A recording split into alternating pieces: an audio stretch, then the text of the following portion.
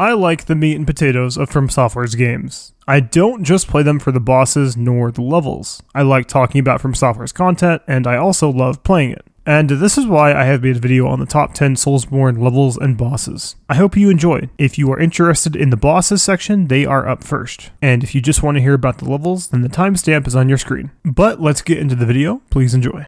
In a few of my past videos, I have said that I see Elden Ring's bosses as a mixed bag. Part of a mixed bag is genuinely great stuff, and Mohg takes the cake for this. I think Mohg has a lot of unique and creative ideas in his kit. Ideas that I feel are rarely used as well as his fight achieves. My absolute favorite thing about Mohg is that he forces you to be aware of your positioning at all times with his blood throw and his blood whip attacks in phase 2. It's not the act of dodging the initial toss, it's about maneuvering throughout the fight arena to avoid the bleed buildup. Other bosses like Millennia also demand that you position correctly, but Millennia doesn't force you to engage with this in unique and creative ways. The only thing that Millennia demands is for you to not be shoved into the edges of her fight arena, because you as the player need space to deal with Waterfowl Dance. And as long as you're somewhere within running room and you know how to dodge Waterfowl itself, you should be fine. Mohg, on the other hand, can take full advantage of his arena with his blood throw, and with his second phase where the blood will be throughout large chunks of the fight arena. I find it to be a very engaging way to play, and what I am describing of not just worrying about boss attacks but also being aware of your positioning is why I love gank bosses as much as I do. You will be seeing a few duo bosses later on,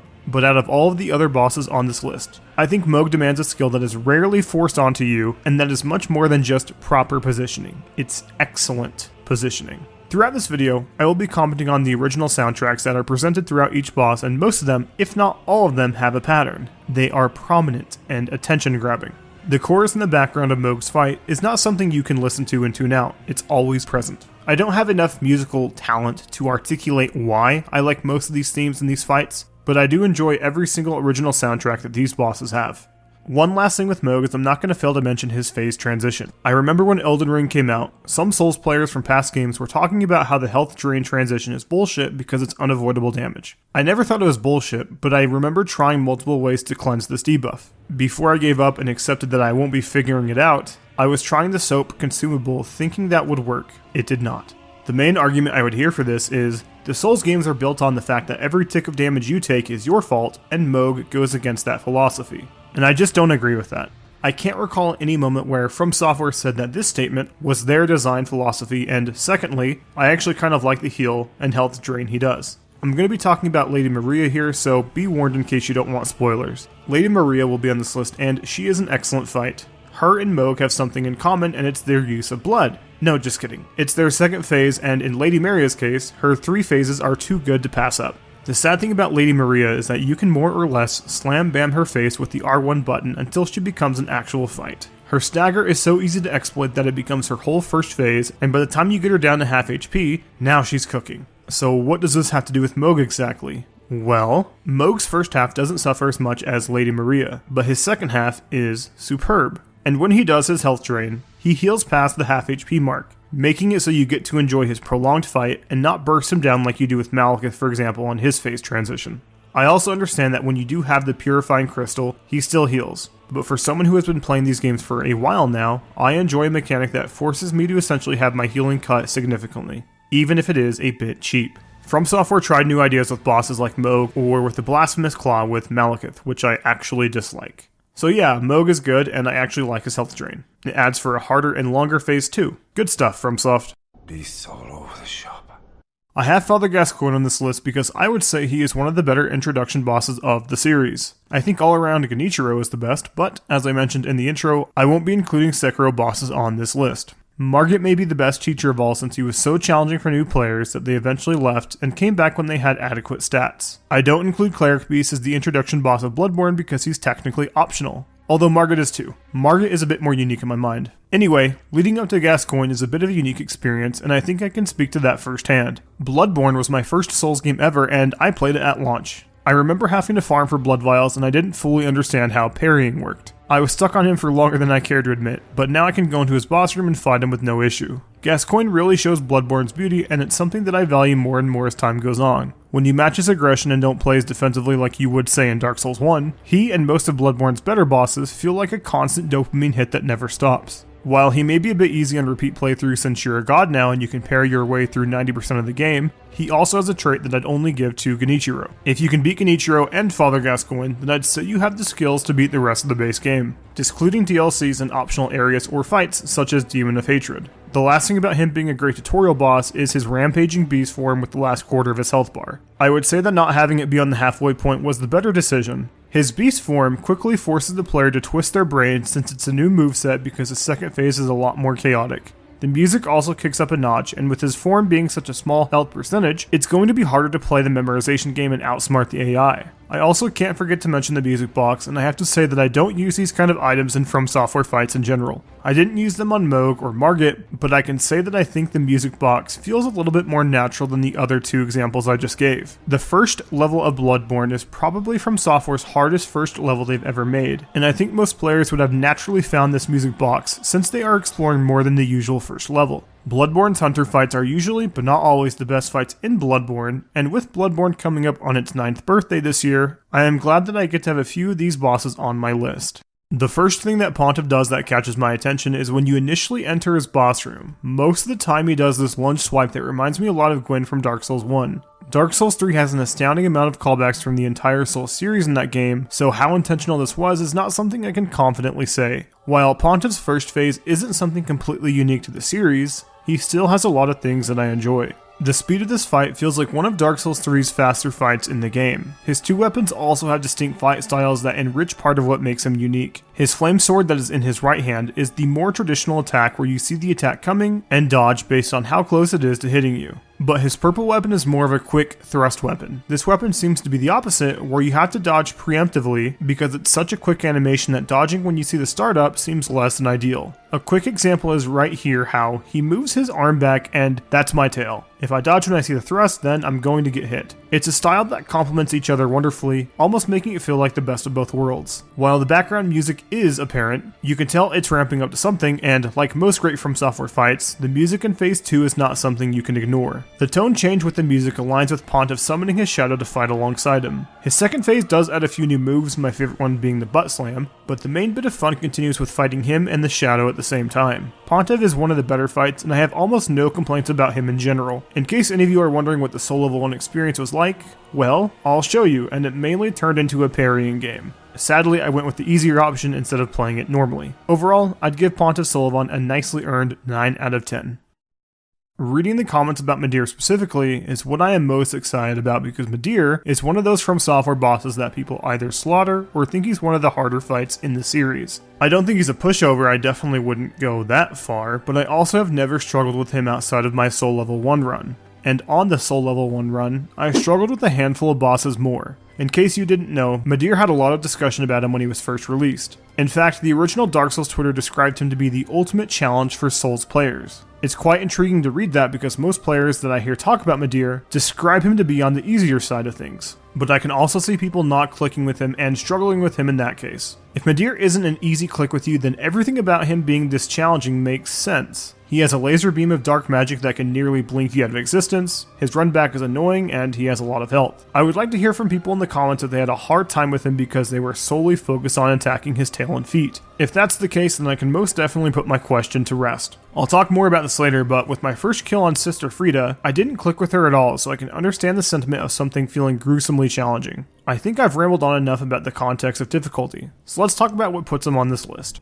Something that sticks out in my mind is that the Souls series itself has a lot of mixed dragon fights. I guess that statement still holds ground with Elden Ring having some good ones in the beginning, but they feel all over the place later on, especially in Caelid. But with Midir specifically, From Software made a very clear and intent decision by locking your camera directly on his head. When I fight him this way, it feels like I am engaging in the classic dance that makes great bosses so special.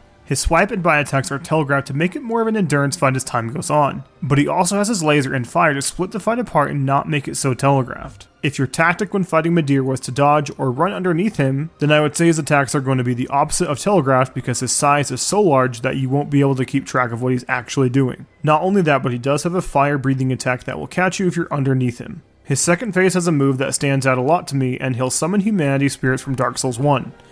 Or at least they look like humanity spirits to me. The only downside of phase 2 is that if you've only been attacking his head, he will go into the famous stagger phase that we all love. On my run here, you can see that knocked out a little over 3,500 HP. He also takes some time to recover, so you can nearly kill him outright when that stagger is triggered. I didn't think of this until I was watching my footage for this video, and I wonder how much more I would enjoy the fight if he didn't have this stagger. Maybe they could have even knocked some health off from his health pool to even him out. Lastly, I put Madir here because having non-humanoid enemies is always a welcome break from the usual humanoid enemies we fight. That's not to say that I love Elden Beast or Bed of Chaos because they're different, but it's a nice change aesthetically that I always welcome. Okay, so if you've made it here, then I have some good news, and it's that all of the bosses from here on out are extremely close in quality. In fact, I would say that if you judge these bosses by the fights, and only the fights, I'd say they're pretty much all equally great. What sets them apart is their music, atmosphere, aesthetic, and most importantly, personal preference. This whole list is subjective, but I think that from here on out, this list is going to be pretty predictable. But if I was making a tier list, I would have all of these fights from this point on in the S tier. And if you've yet to play Bloodborne, then I'm sorry, Sony has completely locked away one of the best games ever made on an old 30 FPS console. But now, cause. Or some say cosm. I haven't really spoken too much about introduction cutscenes, and when you see a cutscene happen before the actual fight, chances are you're in for one of the better fights in the game. I'll try and save most of my cutscene thoughts for the later bosses, and this is a compliment, but Orphan's cutscene is so bleak and odd that saying what it is out loud kind of makes me laugh. From what I can tell, his introduction cutscene is the orphan crawling out of a womb, and then he continues to sob at the moon. Again, it sounds so odd to say that it makes me respect it more. I have more cutscene analysis for later fights, but that's all I can say for this one. The first thing that strikes me with this fight is, oddly enough, his boss arena. A large square or rectangle always gets the job done, but when you have a fight zone that is so different, it adds on to immersion and makes it easier to forget that you're just playing a game. It's a small trait that I have grown to appreciate more as From Software's games have gone on. The Orphan also highlights part of Bloodborne's pureness with its trick weapons. If you're a longtime viewer of this channel, then you'll know that I have somewhat of a predilection with big swords. They're kind of my go-to. Every time. And with the Orphan specifically, I found it easier and more enjoyable for myself to not use the greatsword part of Ludwig's Holy Blade, and just use the default sword version. I found the Orphan to be so fast that relentless hit trading worked better than the slower trade that would entail with the trick variation. I have always preferred Bloodborne's trick system over the Souls arsenal, even if the goals with Souls weapons and Bloodborne's weapons aren't the same. I enjoy the fewer set of weapons that are more quality. Using the basic sword variation also doesn't take away from his fight in any way, it really only adds on to it, in my opinion. It gives me more options in combos and fights, and doesn't feel like the right answer you should use at all times. If you've ever used Bloodhound Step against Millennia, chances are it felt like the best way to play in that fight. That's obviously not to suggest it's the objective choice, because it will always go down to personal preference.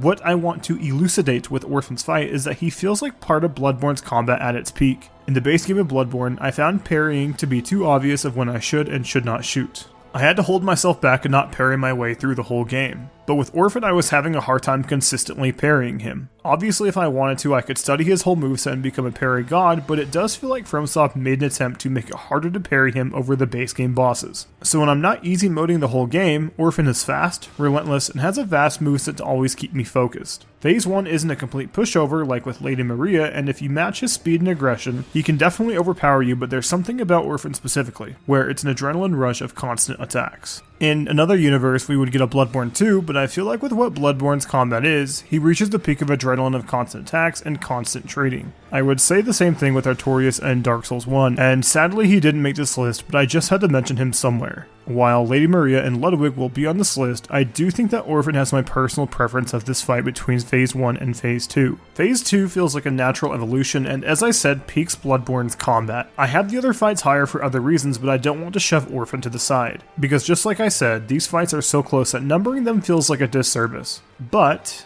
speaking of natural progression with Phase 2, he doesn't become a completely new fight like Ludwig, and that's a good thing in my opinion. Ludwig keeps his unique status in my mind because of how much of a transition he presents going from Phase 1 to Phase 2. My favorite part of Orphan's second phase, oddly enough, isn't the lightning itself, but his scream that summons the lightning. It sounds like a mixture of desperation and agony in one scream. While everyone's opinion will be different, I find him to be perfectly placed as the last trio in Bloodborne. Ludwig is my favorite, Lady Maria is the flashiest, and the Orphan captures Bloodborne's combat. I'll speak about this at the very end of the video, but From Software always delivers with DLC, and I hope you like DLC bosses because there are more to come. Before I talk about Sister Frieda herself, I want to admit that I am biased towards duo bosses. The Souls series has had so many misses with putting two enemies with movesets that don't complement and flow well with each other. I think the obvious one is Godskin Duo from Elden Ring, and I know this is completely unfair since I said I wouldn't include Sekiro on this list, but the Duo Guardian Ape in that game. Oh god, that one fucking sucks. The highs of a duo boss can reach a level that is almost unique and unmatched over a standard 1v1 fight, for my taste. And while Sister Frieda may not be a true duo boss because only a third of her fight is a 1v2, she still sits up there in my mind of classic duo bosses. I mentioned earlier in the Midir section is that sometimes people understandably have a certain few bosses that they just don't click with, and Sister Frieda was one of them for me. If I never did my Soul Level 1 run on Dark Souls 3, I never would have fully understood her flow. The clips I am showing you right now should perfectly show that I didn't understand her invisible move. Sister Frieda has this invisible move where she can perform one of three actions. She can essentially do a Bloodborne dash to the left, to the right, or she can do a Darth Jar Jar force jump behind you. While this is only one move, she will do this a lot in Phase 1 and 3. I was trying to rely too much on audio and neglected to realize that the Frost Trail would follow her character model. And now that I've said that out loud, I realize how dumb that sounds. Of course it was something as simple as that. Anyway, as I said, I didn't click with her. I would also say that she is the fastest boss in Dark Souls 3. She's close to the fastest enemy, but this guy here takes the cake. And now that I look back at my footage, he kind of looks funny when he attacks. Before I talk about the meat with this fight, I think most people would say I am putting Sister Frieda too high on this list. I assume most people would have her in the top 10, but maybe not the top 5. The reasons that come to mind as to why I think people will say I have her higher than most is because of a few things. Starting off, her first phase is just a warm-up for Phase 3.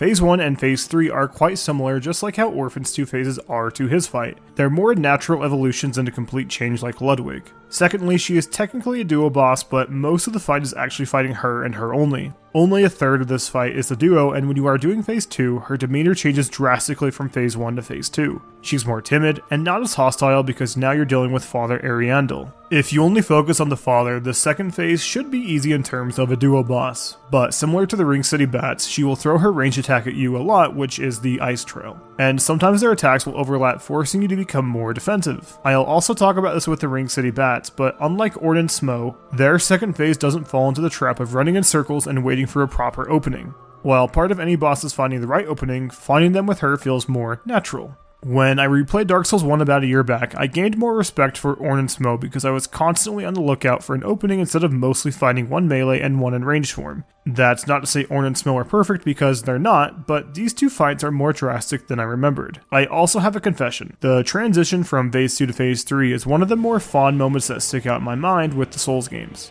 I know, it's kind of odd to hear that from a series that has so many great moments. This definitely isn't the most memorable memory I have, but I remember feeling so caught off guard and so astounded by how hard FromSoft caught me with this. It's almost like some of those Sekiro moments without spoiling them. When you beat Phase 2 of this fight, you actually get a Titanite chunk as a reward. The music stopped and it genuinely felt like the end of me. Then you hear some dialogue and get that oh shit moment when you realize it's not over. It's almost like when an anime character dies but has main character syndrome so they have to be resurrected. Imagine that, but good. The orchestra in the background nearly screaming at you with what I mentioned earlier is truly unforgettable. At least for me it is. The music is going at full speed along with the fight. Her third phase is more of a natural progression of Phase 1 along with her Black Flame and some longer and flashy combos. I sadly have the least to say about Phase 3, but the last thing I do want to comment on about this fight is that if you force me to make a hardest Souls bosses tier list, I would definitely have this fight at number 2, only trailing behind Millennia. I've tried to state this as many times as possible, and it's that I always had a hard time with her, but I truly do think she's up there with the hardest fights. I would say that if you're not summoning, without a doubt Millennia is the hardest, but hey, that's just what I think. Oh, I know very well how the secrets beckon so sweetly. Only an honest death will kill you now. Liberate you from your wild curiosity. The saddest part about Lady Maria's fight is that I can't recall my first memories with her. Part of the reason that's so sad is because in the level leading up to her, you have a handful of NPCs calling out to her and constantly reminding you of her presence. Lady Maria, save me, please. Is that you, Lady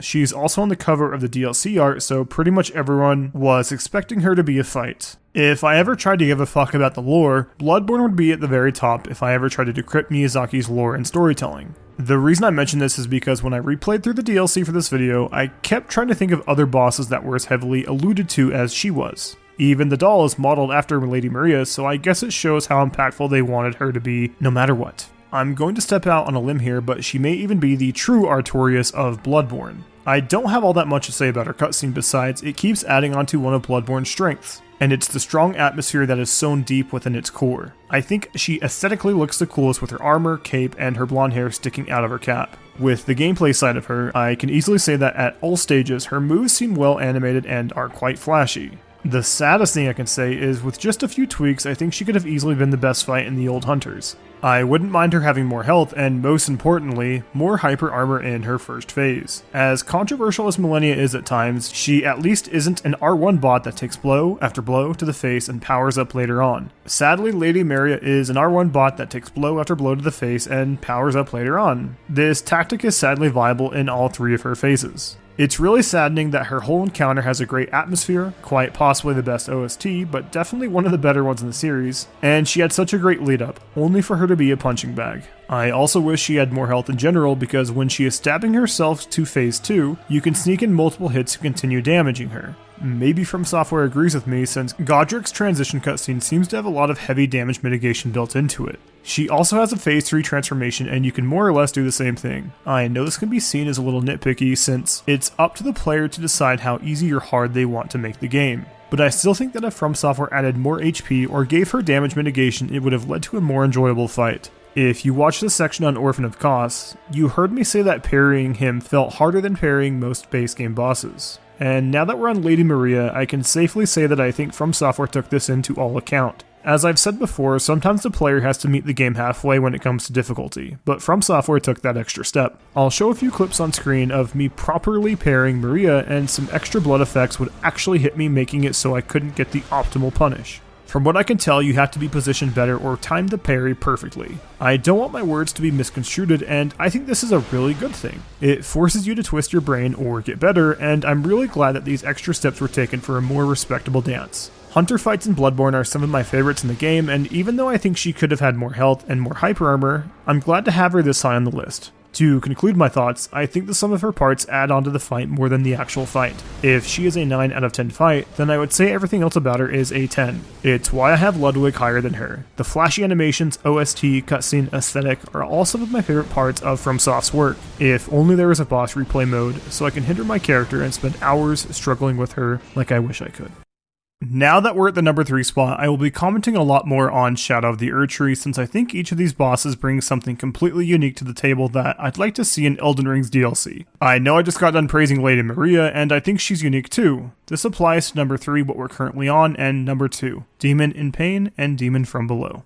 Let's start off with a fact. Dragon Slayer armor isn't a duo fight. Just because you occasionally have his partner thing, whatever the fuck it is, shooting substances at you, doesn't make him a duo fight. There's even one health bar after all, and you can't attack the guy in the air. And before you leave your comment saying, what the fuck are you even saying? Of course this isn't a gank fight. Why are you saying something so obvious? And to answer your question, my kind viewer, that's because these two encapsulate that idea and pass gank fights in all the best ways. I think that these two offer the perfect variety between ranged attacks, like how I mentioned with Sister Frieda, and waiting for your turn and finding the proper opening. They work really well. I think this fight in terms of mechanics is close to perfect and relit some magic that was missing since Ornn and Smough. We all know that Dark Souls 3 has a lot of callbacks to the prior Dark Souls titles, mainly Dark Souls 1, and the Ring City is a send-off to the entire Souls series. Which is why I'll be starting with that. It's definitely not coincidental that this fight takes place in Dark Souls 1's Firelink Shrine, and adds something that I don't recall has happened since Ornn and Smough. It's that depending on which of these bats you kill last, the 1 versus 1 fight will have a few altered moves. One of them will rain Hellfire Balls, and the other has a Homelander laser beam.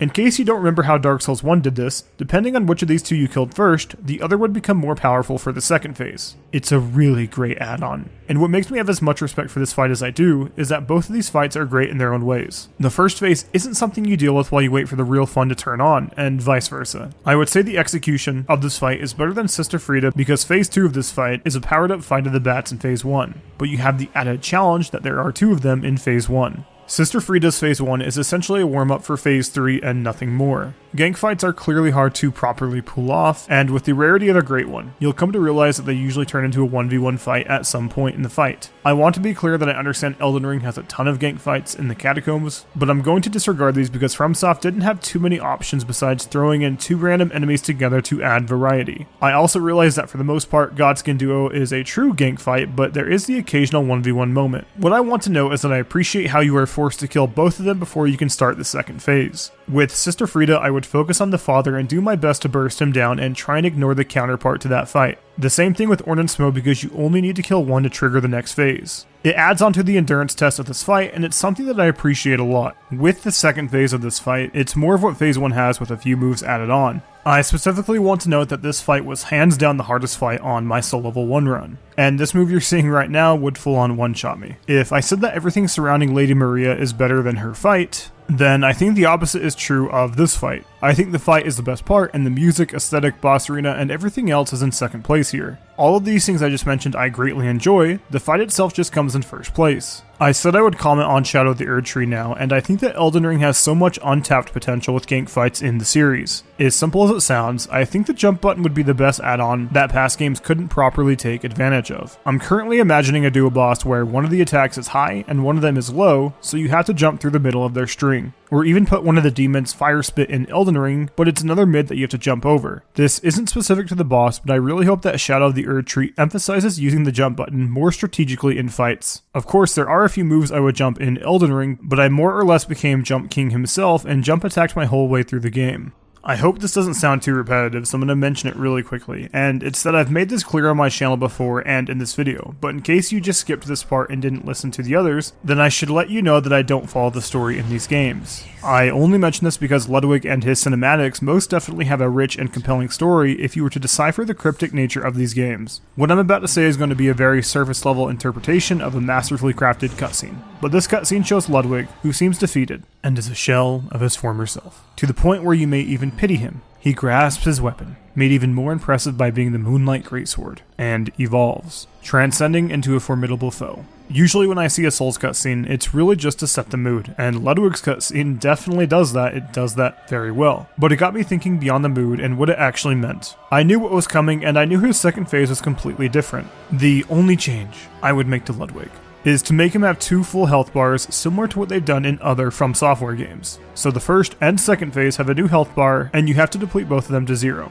Once you deplete Ludwig the Accursed, Ludwig, the Holy Blade, has his own health bar. Almost like the Accursed side of him died, and the warrior side came back to life. For some, it would have thrown them off guard thinking the fight was over, taking away their elated emotion. But before we move on, I think if you gathered up all of the Souls cutscenes and had a vote, this one would be the most popular among fans. I think it's tied with Gale in terms of my personal favorite. Going on to Phase 2 is when the entire Souls series may be at its peak. Phase 2 is masterful. It's truly a work of art. I always tend to gravitate towards brute strength characters in fiction, and Ludwig exemplifies this perfectly. Everything about what he does speaks loudly to my tastes. His stature, strength, and dignity. There is something about wielding Ludwig's Holy Blade in this fight while his second phase runs on all cylinders. If Gale wasn't the end of Dark Souls, I think these two would be swapped on my list, but the fact that Ludwig was able to set such a high standard with the first boss of this DLC is also something to note. I say the exact same thing about Artorias in Dark Souls 1, and with Artorias, FromSoft didn't want to make a good boss that players will remember. They demanded and put a lot of care and attention to make this something that players won't forget. I know with how much I love these games, it's going to sound a bit biased, but if I try and think about other bosses that came out around the time Ludwig did, there really wouldn't even be a contest because Ludwig and most of From Software's bosses are ahead of their time. Sadly, Ludwig is one of the shorter sections of this video, and that's because I have praised him enough. I can offer very little in terms of critiques. From Software never fails to surprise me, but if Shadow of the Erdtree doesn't have a boss that matches Ludwig and Gale, I wouldn't be upset. I know they are capable of doing it, but these two fights are as close to perfect as I've seen. And now, we're on to Gale. I think talking about Gale is interesting because the consensus is that he's magnificent, impeccable even. I have Gale at my #1 spot for every reason that you love him too. He has a fun back and forth rhythm in his fight, his music is practically screaming at you, his boss arena is not a basic square or rectangle like most bosses are, and he is a cool armored knight to top off the Souls series. And you know what? That's just enough for me. He doesn't reinvent the wheel, he doesn't have a move that everyone talks about like Millennia, he's just a straight up, fair and fun fight. I know that what I'm saying right here are things that you've heard before. I don't need to tell you that this fight is magnificent, but since we are getting Elden Ring's DLC in less than a month from now, this list should get you a bit more hyped. Our top 7 fights have all been DLC fights in either Bloodborne or Dark Souls 3. FromSoft always delivers with DLC, and with Shadow of the Erdtree being their final hurrah to FromSoft's biggest, best-selling, and most loved game, I feel like they have to deliver. And I also feel like getting hyped up is fine in this case. Hype can lead to warped expectations. We all know that, but FromSoft has not given us any reason to have doubt in their capabilities to make great DLC packs. Even Dark Souls 2, which has a less than stellar base game, has pretty good DLC too. So before we move on to the levels, if you do want to see boss and level rankings for Elden Ring's DLC, I will be doing plenty of those when that time comes around. And now that we've covered the bosses, on to my 10 favorite levels. Starting off our list is Sense Fortress in Dark Souls 1, and believe it or not, Dark Souls 1 is 13 years old and this game still manages to have a lot of really well crafted levels and world design to keep the game from feeling super dated. What this level really encapsulates is that Dark Souls 1 was a very, very hard game for its time. Not only because of its challenging bosses and enemies, but also because traversing the levels and the world is just as hard as the combat encounters. Sense Fortress does a great job at illustrating this by having the moving projectiles to knock you around, by having enemies throwing projectiles at you, mimic chests to kill you, and even unique death traps in this level. My 2 favorite ones are the rocks and the elevator death trap for a few interesting reasons. For one, the death trap is a relatively fun troll when you encounter it.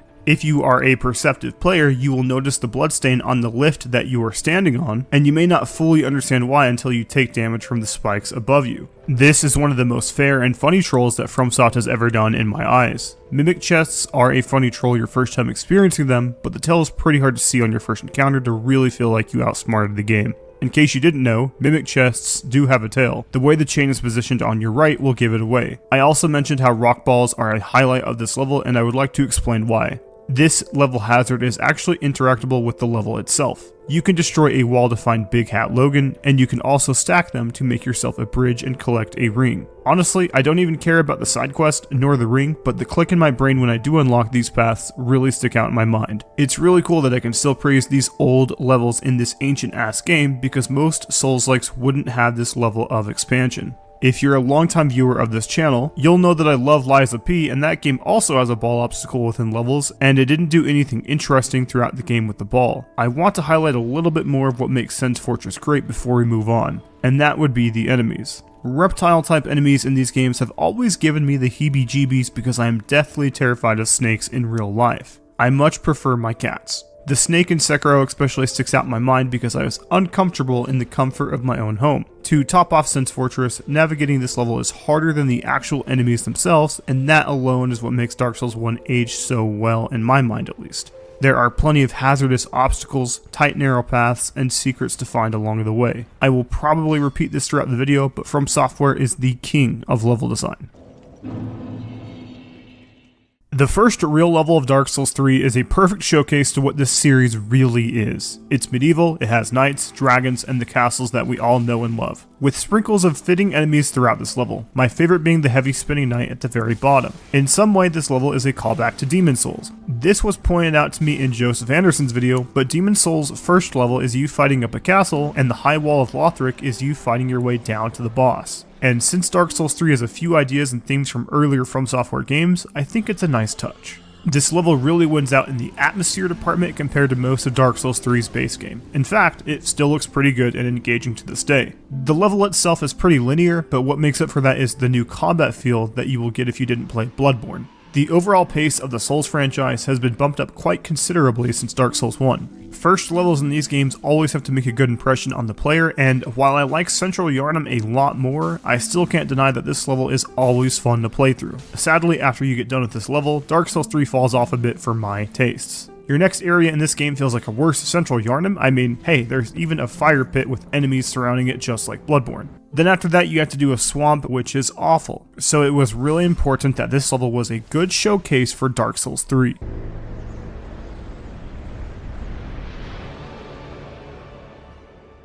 We're going to be ending Dark Souls 1 with a very popular level that is Anor Londo. If you have ever played Dark Souls 1 or 3, you probably have fond memories of this entire area. In fact, one of the first things I think of with Dark Souls is the Silver Knights that populate the outside and inside of this castle. They're just that recognizable. The fun part with Anor Londo is the bright and welcome change to the aesthetic that we've had up to this point with Dark Souls 1. Previously we have had a dark and poisonous swamp with Blighttown and the fear of everything that's out to kill us in Sen's Fortress, and that's all behind us now. Because Anor Londo has tough enemies, there's no denying that, but at the very least, you can sit back and take in the charm with this entire area. As I said, this place is hard, with multiple enemies attacking you at once, thin walkways to traverse through, and getting past these two annoying fucking archer knights. But once you reach the interior, you'll find a lot of well-hidden secrets, with my favorite being Havel's armor set. You can even find the one and only boss soul weapon vendor here for some extra bits of content.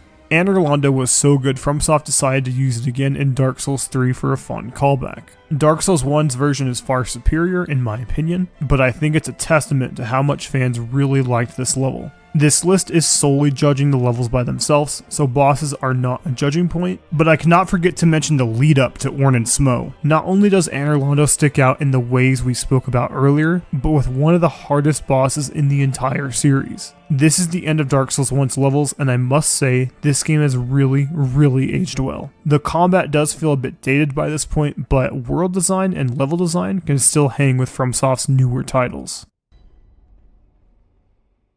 I think Bloodborne is a near perfect game in terms of atmosphere, and it also has gameplay that matches its atmosphere. Playing as a hunter and slaughtering enemies along the way while your hunter attire becomes more mangled and bloody as the hunt goes on really sets the mood for me. It's the only From Software game I somewhat roleplay in, and I use the charred hunter outfit for the sole purpose that beasts have destroyed my outfit as the hunt goes on. I really cannot get enough of Bloodborne, and it's a shame that it's locked on the PS4 and an IP that never had anything really done with it. It's really depressing, honestly.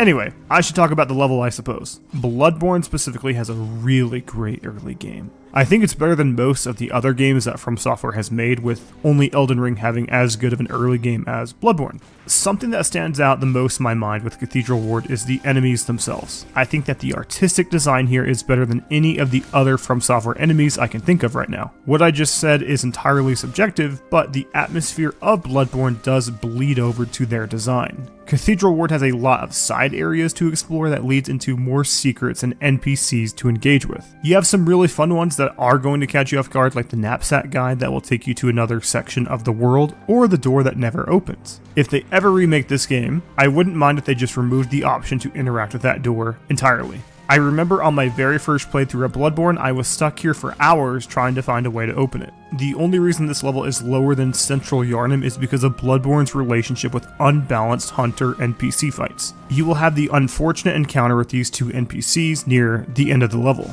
and they feel entirely unbalanced. The NPC with the Tonitrus isn't actually the issue here, and for the most part he's fine, he's balanced. It's the other degenerate that will spam unlimited bullets at you and make the encounter really unfun. It's especially punishing for new players that don't understand how to leash these enemies into 1v1 encounters. I have to say Bloodborne's base game bosses may not be the best, with some real downers like Witches of Hemwick, Mikolash, or the One Reborn, but the levels and atmosphere more than make up for that, in my opinion. Sticking with the gothic streets of Bloodborne, we have our very first level of this game. While Bloodborne may be close to a decade old, its atmosphere most certainly has not aged a day. Graphically, it is showing its age, but graphics are only one slice of the pie, and that slice may be the pie that no one likes, which is of course, pumpkin pie. I personally think that Central Yharnam would make for the most interesting case study of a beginner level in all of From Software's games. The simple reason for this is, well, this level is fucking hard. Bloodborne was my very first Souls game, and I remember being stuck on this level for 2 days. The large group of mobs, farming for blood vials, and those damn werewolves. I still get joy from killing them to this very day. This level could possibly be, dare I say, unbalanced. This level is hard. It's very hard for brand new players. Central Yharnam has a lot of side paths to get lost in, the sewers, an optional boss with a terrible arena, the werewolves, and the simple fact that farming blood vials is a chore. Don't get me wrong, I wouldn't change the design of this level, but I do wonder if FromSoft knew that this level was gruesomely challenging for new players, or if they simply thought it was balanced. Regardless of that case, we owe this level a lot. Since it does feel like a late game level, Souls veterans can still hop on and be challenged, unlike some of the earlier games like Boletaria or Undead Burg in Dark Souls 1. This may sound a bit off topic, but I can't help but think that Liza P took inspiration from Bloodborne's earlier levels. With both of these games, you fight through a city, and then the next level is a wealthier section of the world. Coincidence or not, I don't know. Just an interesting fact. The Ring City is one of FromSoft's most notorious levels. A lot of people have spoken about this DLC, let alone the level. The name itself is also quite intriguing. The Ringed City. I don't know, it just sounds really cool to me. What makes this level so interesting to talk about is how this is the finale to Dark Souls. We have one last hurrah, and that alone is going to raise player standards. But when you play this level, it's good. It's really good, honestly, but it's also kind of safe. Look, I loved the Ring City, but I think that everyone who played this DLC will get transported to the level, look down, and their mind will fill with what is really down there. And once you go forward in time, the stark realization happens. You never go there, ever. From Software somewhat made up for this in Elden Ring, but once that realization happens, you'll start to notice you were kept in swamps for the latter half of this DLC. It almost makes me wonder what we could have had. Imagine if FromSoft cut the season pass and made one large expansion like they are with Elden Ring. $40 and the DLC is doubled. I say this as someone who doesn't like Ashes of Ariandel that much. I find the level to be uninteresting, and let's be honest, there's only one worthwhile boss, and it's a really good boss too. I think that what I just said will have people mix down the middle. They either agree with me or they're fine with what we got. Regardless, this doesn't matter because, as I said, Elden Ring somewhat made up for this, and we'll get to that at a later point. I also want to point out something that you may have forgot. You can actually turn into a spur humanity here and bring down this ladder. The first time I saw this, I was so confused and thought that there was no way this is real, but it is. This level also foreshadows the super challenging boss Midir really well. You actually fight him twice. The first fight isn't that interesting since you're not doing much besides hitting his hands, but it was new and interesting because I can't think of another boss that was foreshadowed really well like he is. I would like to see Shadow of the Erdtree do this with a boss, but not a dragon. I think the Ring City has better bosses than levels in the best ways, because the three main bosses in this DLC are some of my favorite bosses in the entire series. So it's clear in my mind at least that this DLC focused on having a spectacle send-off with bosses. The sheer sight of the fishing hamlet is a very jarring and immediate change in tone and atmosphere in all of Bloodborne. That sentence alone solidifies my thought process that this is the most unique and memorable level that From Software has made for me personally. I will talk about why it's not higher on this list in a moment, but if you were to line up every single From Software level, I would pick this one as the one I want to be in and look at and simply soak in the atmosphere. The gameplay side of this level is a relatively narrow and straightforward path for you to fight through. There aren't many cryptic secrets in the fishing hamlet, nor are there paths that will take you around the entire level. This level simply focuses on being ambient and having challenging enemies. That's where the actual challenge lies in the fishing hamlet. It's common to have multiple groups of enemies attacking you simultaneously or having projectiles thrown at you. That's all without mentioning a fight that is harder than most bosses in Bloodborne, and he's gatekeeping the lantern for the final section of this level. Not only does this guy have a large health pool, but he's also surrounded by other adds that will distract you from the main fight itself. It's usually better to completely skip this fight and treat it as an optional challenge because he doesn't drop anything unique, only blood echoes, and with this being the finale of Bloodborne, getting an extra level up simply won't be worth it by this point in the game. The latter section of the fishing hamlet brings us inside, and the interior of this place isn't as interesting as what is outside. We do have the slugs that I like to kill, but the interior is us fighting our way down to come face to face with the Orphan of Kos, which is one of my favorite bosses in the franchise. He even made it into my top 10 list. To close this level up, it's on the linear side, but I'm definitely willing to sacrifice complex level design from time to time with a simple and straightforward level to interact with. This is the finale of Bloodborne, so giving us more new enemies to fight is always welcome. We're going to talk about Bloodborne one last time with the research hall that's right after Ludwig. This level still encapsulates Bloodborne's biggest strength, which is atmosphere, but also brings a more complex and expansive level to explore. I personally think that the fishing hamlet is more interesting to look at, but that's also down to personal preference because the research hall has an interesting atmosphere while also having eerie NPCs that are calling out to Lady Maria.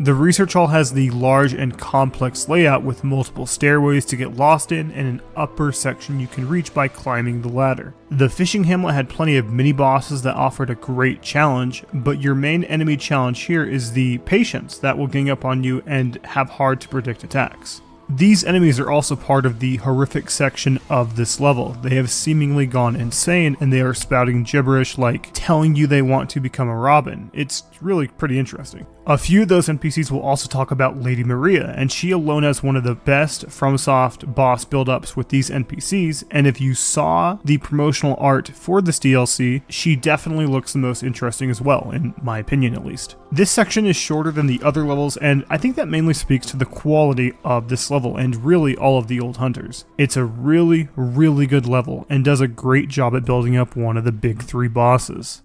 Okay, I'm sure a few of you are starting to get irritated that Elden Ring was absent from this list, but Elden Ring ends strong here by achieving the top 2 spots on our list today. Before we go too deep with Elden Ring, I have 2 things to say. Firstly, our next level is Stormveil Castle, and deciding which of these 2 is better was pretty tough to rank. I almost broke a sweat in the process. Depending on my mood, I will flip these 2, and sometimes I will prefer Stormveil, sometimes I will prefer Leyndell. I think that they are both impeccable, so the only reason I put Leyndell at number 2 here is because of the coin flip. It was that simple. You know, I think that everyone who played Dark Souls 3 and was a bit disappointed that we never went down to the streets that the Ring City hinted at, saw Leyndell and said something like, oh, this is what the Ring City could have been. Leyndell truly is a breathtaking dungeon to explore, and as someone who has played a lot of Souls-like games, not all, but most, the level design doesn't even come close to what Elden Ring does. Other Souls-likes may have interesting ideas or combat, but not from software level design. Nope. Something that Leyndell definitely does better than Stormveil is the enemies. Stormveil has a lot of basic fantasy enemies for the most part, but the artistic design of what Leyndell offers definitely wins out for me. I especially love the Oracle Envoys. I think they're kinda cute. But going back to Elden Ring's level design, I have to embarrassingly admit that before the game came out, I was against the jump button. I thought that it would be too easy to break the tightly knit and masterfully crafted dungeons that From Software was known for, but they implemented the jump button really intelligently. It's common to use it to go to rooftops here. It also leads to a lot of well-hidden secrets that you can find. So before we go to Stormveil, I must say that exploring these 2 areas on my first playthrough were magical. It's definitely up there with some of my top gaming moments of all time. I remember thinking at the time that Elden Ring was filled to the brim with content, and then I found the sewer dungeon that is hidden here. It's so easy to miss, and that level is also really good. And here we are at Stormveil Castle. I think the majority of you watching would agree that Stormveil would be their second favorite. But as I said in the Leyndell section, I love them both equally. These 2 levels show that, in my opinion, Elden Ring has the best level design, and when it comes to Elden Ring's DLC, that is what I look forward to the most. Elden Ring is the exploration game for me. I love the bosses and the big swords as much as the next person, but the exploration in this game is some of the best I've ever seen in any game. Stormveil gives you a lot of options, and that's what I love about it. As simple as it sounds, the choice the NPC gives you is something that I appreciate a lot. It has a very open and large decision of the castle. It's not linear by any means. I have always wondered if this level is overwhelming for new players. You're going to have to let me know if you were overwhelmed in the comments if Elden Ring was your first game. All of the decisions and optional paths will start to feel overwhelming in a good way. What Stormveil and Elden Ring does really well for that matter is having you look horizontally and vertically. In the previous games, it was rare to be exploring and force yourself to look down for a secret ledge or item. It did happen. Dark Souls 2 had a really cool level that is vertically inclined, but it wasn't as common.